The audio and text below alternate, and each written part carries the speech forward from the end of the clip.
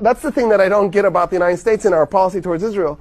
Okay, if it's such a good idea, why don't we do it here? Let's give the Israelis a homeland here that'll be Jewish only, and if you're not Jewish, you have to get out. And when you put it in those terms, suddenly it becomes maybe not so desirable.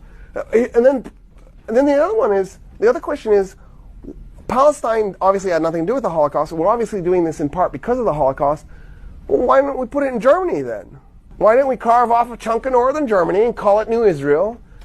Hamburg could have become New Jerusalem and just give them northern Germany, right? That only seems fair, especially since most of the Jews that we're talking about were either American Jews, and most of them were of German descent, or they were European Jews, and most of them were of German descent, right? There's a reason why Yiddish was the dominant Jewish language in Europe. Yiddish is just German with a Jewish accent and some Hebrew words. And Yiddish is also an awesome language, by the way. Some of the coolest words ever are Yiddish. But anyway, it's a different story. Okay. But then you say, well, so then it's a religious thing, but most Zionists will go, no, this isn't about religion. And it's like, well, if it's not about religion, then why do you want to be so close to Jerusalem? Clearly it's about religion. But then they say, no, I'm an atheist, or I'm a secularist Jew, and I'm a Zionist. And it's like, well, then why did it have to be Jerusalem? This was our homeland. This was your homeland? You're 2,000 years old? I don't understand. Here's the twist. The majority of Palestinians are of Jewish descent and are ethnically more Jewish than the European and American Jews who went and created Israel. So every time a Palestinian is murdered by an Israeli, a person who's more Jewish is killed by a person who's less Jewish. It's true that the Israeli is actually practicing Judaism or is a secular Jew. And it's true that those Palestinians are Christians and Muslims whose ancestors converted from Judaism to Christianity and Islam. But it's just a weird, ironic twist. I mean, it's embittering how ironic it is. It just doesn't make any sense. And here's the problem. I don't think I said this plainly last time, so I'll say it, and then I'll let you go because I'm way over. But I'm sorry. Let me just do this. The problem is if you said, okay, we're going to create a new state, and it'll be secular. It's not for one religion anymore. It'll be a democracy, secular, and there'll be rights for all minorities. And by the way, Muammar Gaddafi actually suggested calling it Israel and Palestine, Isra'il.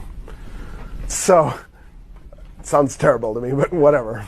I don't care what you want to call this thing. Call it Israel, call it Palestine, call it Israel, call it Israel, Palestine with a hyphenation like your parents did with you. I don't care. Whatever it is that makes you happy. But if you did it, suddenly there'd be 13 million Palestinians who are Christian and Muslim. I think it's like 10% Christian, 90% Muslim. And then there'd be 6 million Jews. So the Jews would become an instant minority in that state. And they don't want that to happen. That's why they're fighting the Palestinians. They're not fighting the Palestinians because the Palestinians are attacking them. The Palestinians aren't attacking them.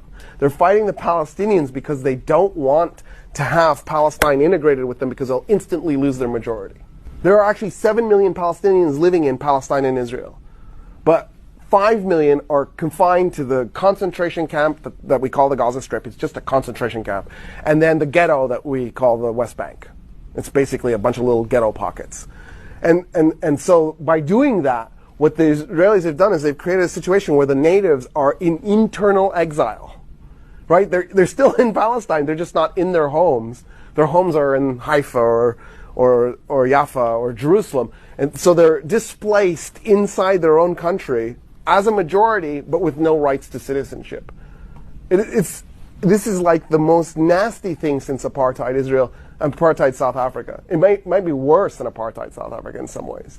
I mean, so in fact it is when you think about it, because at least in the case of apartheid Israel, apartheid South Africa, there was no blockade preventing the import and export of goods into black neighborhoods, right? Because white people were making money off of the black population, so you wouldn't do that. There was the same mass migration effect.